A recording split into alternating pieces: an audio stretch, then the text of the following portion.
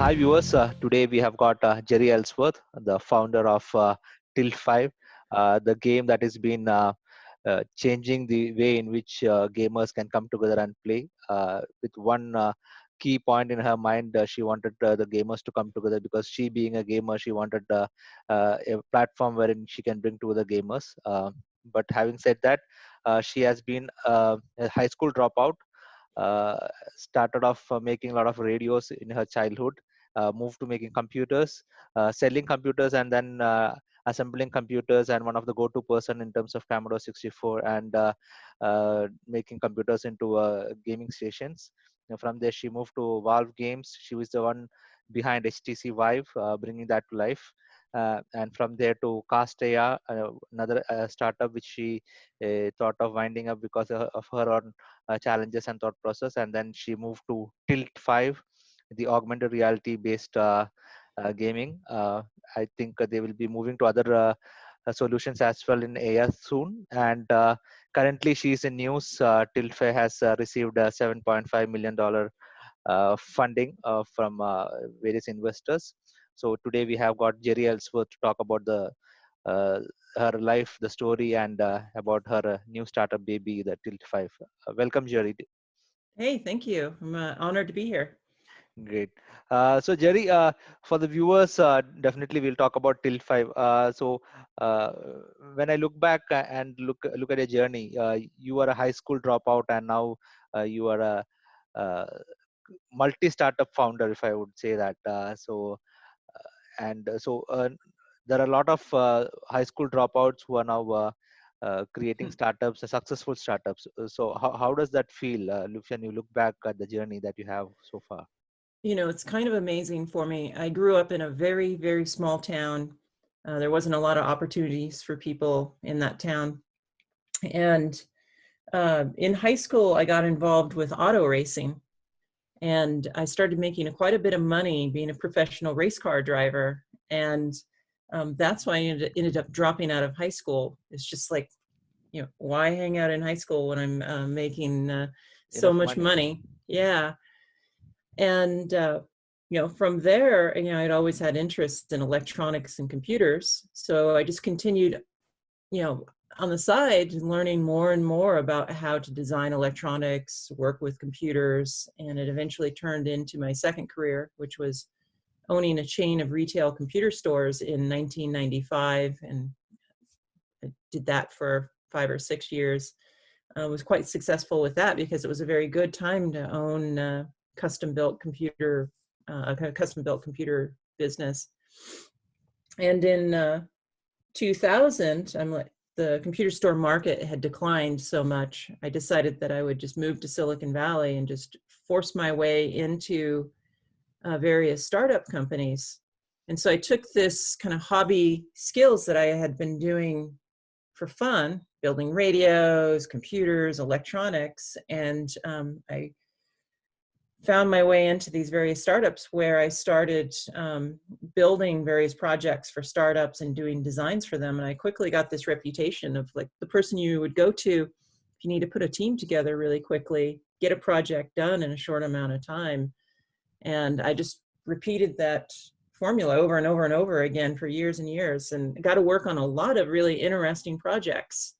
So things from like toys that shipped in the millions. I worked on high-end video compression integrated circuits, things that ended up in there's a video recorder we had here in the United States called the TiVo. Did some chips that were inside that. I did navigation systems for low Earth orbit rockets. Wow. Just all kinds of really exciting projects over the years. And I guess back to your question of like, how does it feel, dropping out of high school and then ending up here where I'm running a company that's raised, quite a bit of funding. It's very surreal because as I was dropping out and getting into race cars, family members and friends were very worried for me. They were encouraging me not to do it. And then when I stopped my racing career and started my computer store business, which took a little bit to get going, same friends and families were worried for me that I would fail. And I was kind of struggling in the beginning. And the same thing happened yet again when I came to Silicon Valley and tried to force my way into doing engineering without doing the traditional high Schooling. school, college, type path. Sorry, that was a long-winded story, but Oh, it's, no worries. Yeah. So you said that people always thought that you're gonna fail. So did that give you that additional motivation or additional zeal to keep going and keep pushing yourself? I think so. It hurt when people were worried about me, but then I recognized that it wasn't that they were being mean to me. It was that they were just worried about my well-being. But my father had um, kind of taught me to be self-reliant and be very confident. So I think it's, his fault that I've had this like confidence, and it's helped me. It's like, even though I'm terrified, you know, I mean, maybe that's something that, people don't talk about a lot, but for me at least, every time I'd made one of these transitions in my career, did something completely different. Like getting into race cars was scary, really scary for me. Opening a computer store and putting every penny I had into inventory and renting a place was really scary. And I was just, weeks away from completely running out of money. Same thing in electronics. Coming to Silicon Valley, I was just living off of the small amount of savings I had left. And if it didn't work, what do I go do after that? Yeah, so it's great to listen to someone, a startup founder now. Definitely, you're a startup founder, to talk about the scary and the terrifying things that you might have faced in the past. Because normally, once people achieve success, uh, they just tend to put up the rosy picture, and uh, which motivates a lot of young people or a lot of people to just jump into the startup brand wagon. But having said that, there are a lot of challenges that go around startups. So definitely, you have a great story around those startup and startup investment, which I'll come into. So before that, since you spoke about your dad who pushed you and who motivated you and helped you to make be self-reliant, I want to talk about the dirt car racing circuit that you used to do, the way in which you used to build your own cars and go out there and give a tough fight to the boys out in the town. Yeah, Uh, that was a thrilling point in my life. I did race cars for about 5 years. I got into it in high school because my father had done a little bit of racing when I was a kid. There's these little tiny racetracks that are all throughout Oregon, which is the state that I lived in. And he did a couple little races where you would just take kind of a street car, modify it, and race it. And I thought that was really neat. And um, we lived close enough to a track. As soon as I got old enough to own my own streetcar, I would drive to the racetrack and watch. And I would sit in the grandstands and watch these races where you'd have like 20 high-speed cars with big V8 motors going around, sliding, bumping into each other. And I was like, wow, that is just so exciting. I want to do it. And something snapped in my brain. It's like, I'm going to do that. So I went back to my father, one day, and I'm like, Dad, build me a race car. And he was dead set against me getting into racing, too dangerous, all the normal things that you would think about. yes. And so I kept pestering my father saying, like, build me a race car. I want to get into racing. And he's like, no, no, no, no, you don't want to do that. You don't want to do that. Um, and finally I got him convinced. Well, this is what he said. He's like, if you want to race, there's only two ways it's going to happen. I'm not building the car for you. You're going to have to either find enough money to buy a car or build your own car, because that's your only two options. And so, I was working minimum wage, so I didn't have any money to go purchase a race car outright. They're very expensive. So I started teaching myself and working with mentors in town, like with local machine shops, like how to weld, how to fabricate metal. And I built my own race car from the ground up. So the first race car I built from books and talking to people was built out of tubular steel, had a V8 motor that I built myself. I built the body on it. And partway through that process, my father saw that I was very serious and started helping me, partly probably to keep me safe. And so it was a great project. We worked together. He was supportive beyond that point. And you almost won a couple of races in the town. Oh, I won a lot. Yeah, I became very competitive. So the very first year that I raced, though, I thought that I was going to be so good. Like everyone thinks they're going to be the world's best. And maybe that's part of my startup kind of DNA. Like I went in with this confidence, like I'm going to win every race. I'm going to be number one. And of course, the reality was out of, 100 cars that were in this racing circuit, I came in, I can't remember, it was like 70th or something. And what I thought was always funny out of like coming in like 70th out of that is that there were people that raced fewer races than I did that actually placed higher. Wow. Okay. They had like destroyed their car or quit racing and they still beat me. But I was like motivated. I really wanted to get good. And so I started talking to more mentors and learning more about how to set race cars up and adjust them. There's a lot of adjustments in them. There's this gentleman out of Florida who I kept calling on the telephone. He had written a book about race cars. And after my first year, I was calling him so much. He's like, please stop calling me. If you can just come to Florida for 1 or 2 weeks, I'll let you stay with my wife and myself, and I'll teach you everything you need to know about race cars. And so that's what I did. I got on a bus and drove on a bus for 4 days to Florida. Wow. Okay. Spent a couple weeks with this gentleman, Duke Southard, and learned not only how to set up a race car, but he spent a lot of time telling me about the psychology of winning and winning at racing, which has been really helpful. Like the psychology of winning at racing also applies at business and other things you do in your life. And so the second and third and fourth year that I raced, I became very competitive. The best I did was second place out of these 100+ cars in this entire circuit. And you were the only or only female in the racetrack during that time? There weren't many.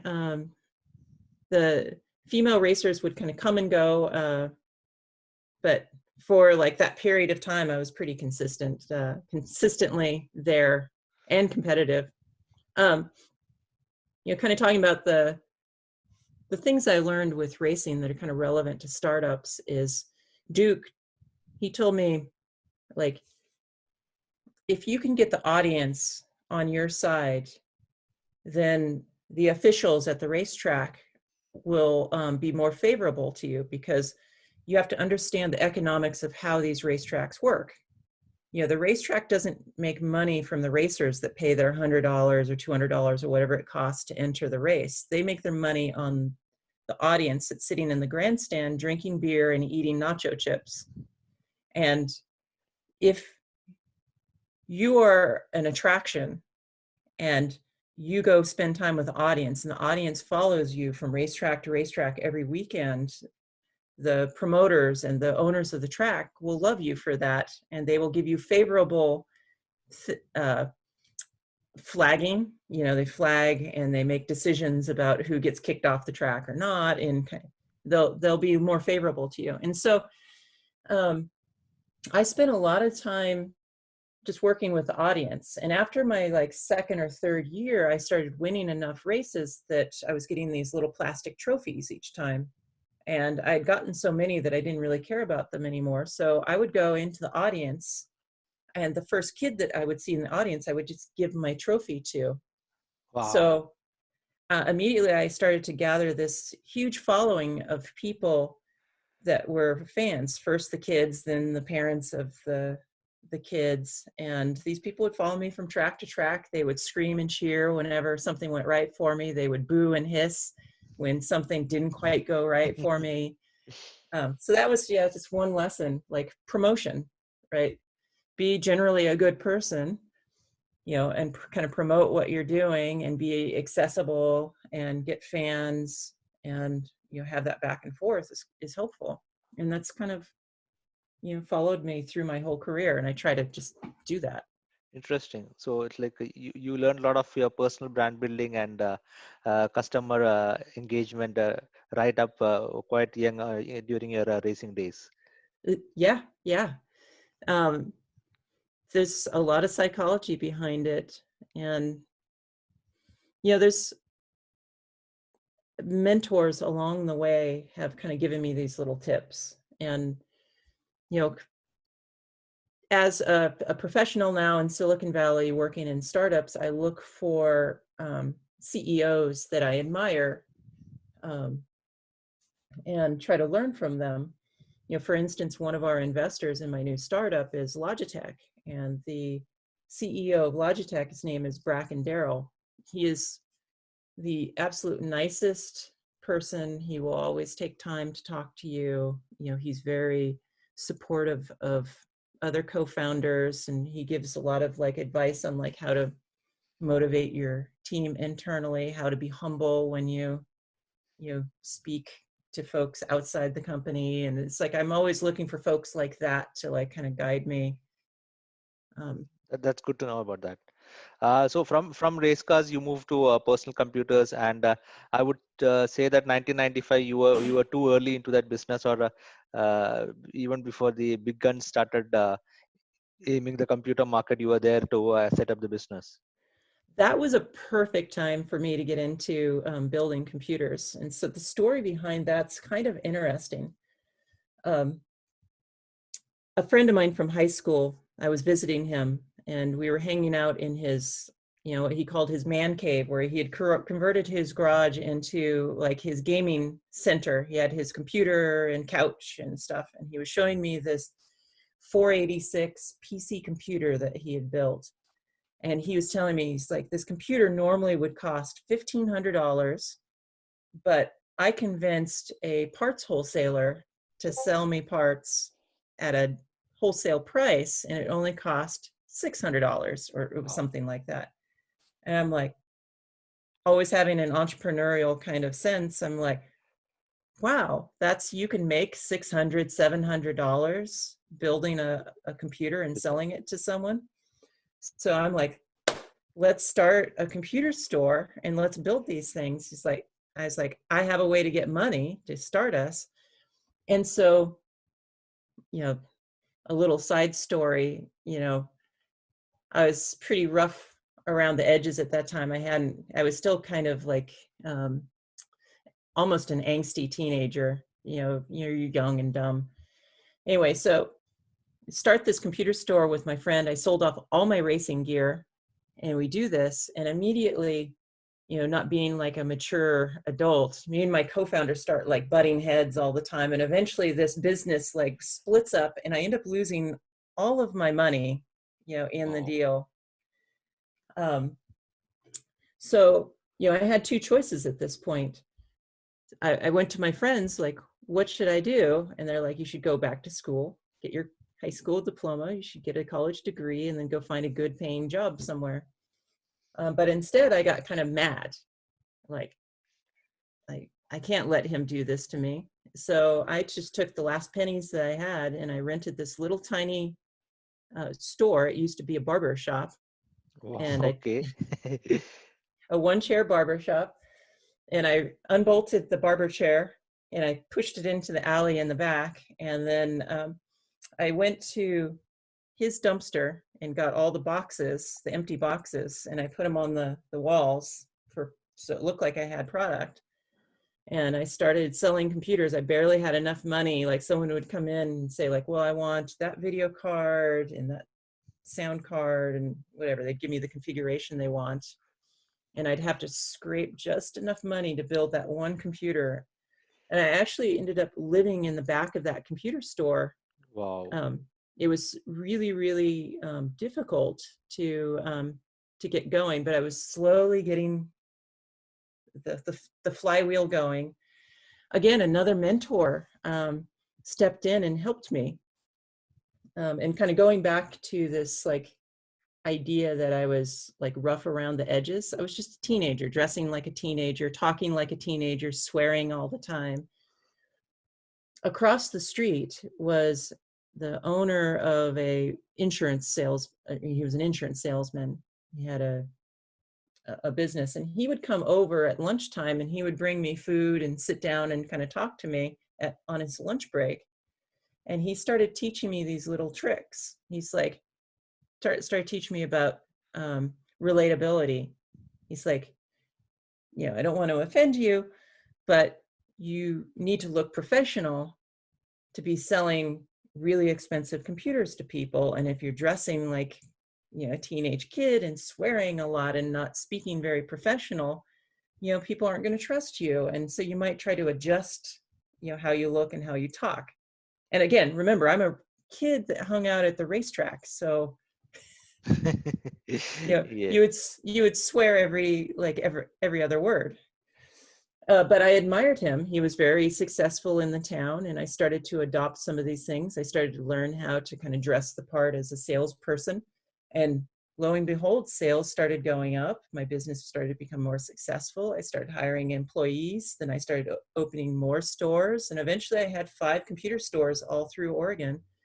And because we were so early, it was 1995, Windows 95 had just come out, and quite a few people were just getting onto the internet, and it was a really difficult thing to do. And so our business strategy was, we were the computer store, and the company was called Computers Made Easy. We would make, very literal in our name, we're going to make it easy for you. And it was super successful. We would walk people through using a computer, and if they needed help in their home, we would drive to their home and we'd set the computer up. And again, thanks to these mentors that helped me along the way, it was a very successful business, clear until about 2000, 2001. And that's when the big players came in, and the market for little tiny boutique computer stores just evaporated overnight. Actually, those stores, what was really kind of heartwarming about them was we were all young. Like, even the kids that I hired to work with me, we were probably the oldest person in the company was 35. And we were very much like family. And we would hang out a lot. Like, even though we had multiple stores, like in miles apart, we would get together, we would go bowling, or, play games together. We would get together in one of the stores and we'd have a group gaming session. And as the computer stores started to decline in 2000, it was really sad. We had to start laying people off. And this is maybe a lesson that I learned about being like very transparent and honest to my personnel that I'm working with. We had to make some tough decisions: who stays, who goes, who has more options, who thinks that they, have some skills that can really turn this around. And we tried and tried in lots of different ways to turn the computer store businesses around. At one point, we actually turned one of the stores into a network gaming center where college kids could come in and like play games for a few dollars an hour. And we tried that. And we tried selling satellite dishes and cell phones, and we just did everything. But this kind of sense of family was like really special. And even as the ship was sinking, we were all fighting to like, throw the water out and keep it afloat. And I wouldn't trade those moments for anything. And in fact, an interesting story. So as the computer stores were failing, I ended up shutting some of them down completely. And then I gave away the stores to some of the managers and employees. Like, if you want to try to run it, go ahead, you can have the store. If you somehow turn the business around where you can make some money, just pay me back later in the future. Many of them just folded in a very short amount of time, but one of them, as of like maybe a year or two ago, is still in business in Canby, Oregon. Computers Made Easy, still running. Wow. Yeah, I'm super proud of them for keeping it going. sorry, again, a long story, but it's like there's all That's these a little things that you learn. yes, that's an amazing story in terms of. I'm sure that you would have learned quite a bit from uh, the experience of running a computer store, that to converting a barber shop, staying right behind the shop, and in a very limited budget, surviving yourself and making sure that the business is also up and running, uh, and that too when you are maybe in your early 20s or in your late teens. So which is an amazing experience to get, which definitely has helped you in the long run when you started getting into the real game of entrepreneurship and getting into the corporate league. Yeah, there's so many things I learned about the computer stores that um, it taught me super valuable lessons. Like you have to try to, you know, stretch everything as much as possible. You have to try to be as like honest as possible. It always is better to be honest and upfront. There's a story that was kind of a bittersweet situation that happened at the computer stores. So kind of taught me about being honest. So in the very early days, I didn't have money to pay all the bills, so I had to find ways to skimp as much as possible. And so one of the things I was doing is I couldn't pay for garbage service. So I would take all the garbage from my computer store, and then I would go, down the block, and I'd find garbage cans, and I'd throw it in the garbage cans to save $20 a month. And it was a very embarrassing and humbling moment one day when I was working with a customer, and a police officer came in, and right in front of this customer said, like, well, we know that you're throwing your business trash into your neighbor's garbage Oh, cans. You must stop doing that. And it's like it's kind of an interesting lesson. There's time to kind of bend the rules, and then there's bending the rules too far. And in a startup, it's like, how far can you bend them? But you got to be like compassionate and a good person. It wasn't fair that I was throwing garbage, and I deserved every single bit of that embarrassment of having the police come and embarrass me in front of a customer. So wow. I try not to make those mistakes. Yeah, it's all it's see as a when you look back and when you consider the age and your surroundings during that time, definitely you're born to make a lot of I would not say mistakes, a lot of learning hurdles that you have during those time, and good that you faced and you went through all those hurdles, and you realized that these are the things that you need to change to become a better person. As a Mm-hmm. person itself, you how you can become a better person, and which in the long run can help in building successful companies. I'm sure that you would not have thought of becoming a startup founder at that point in time, because startups were not the game No. those days, which definitely would have been like how to become a better person. And this has definitely helped you in the long run, so which is good to hear. And it's You know, hard what's to get this. funny? What's funny is, when I think back to when I was 25 or so, and I'm successful in my computer stores, and I had more money than I knew what I could do with at that point in being a 20-year-old. It's like, wow, I'm so successful. I'm like perfect. And it, like, at the time, like, my attitude was like, I've arrived. I like know everything now.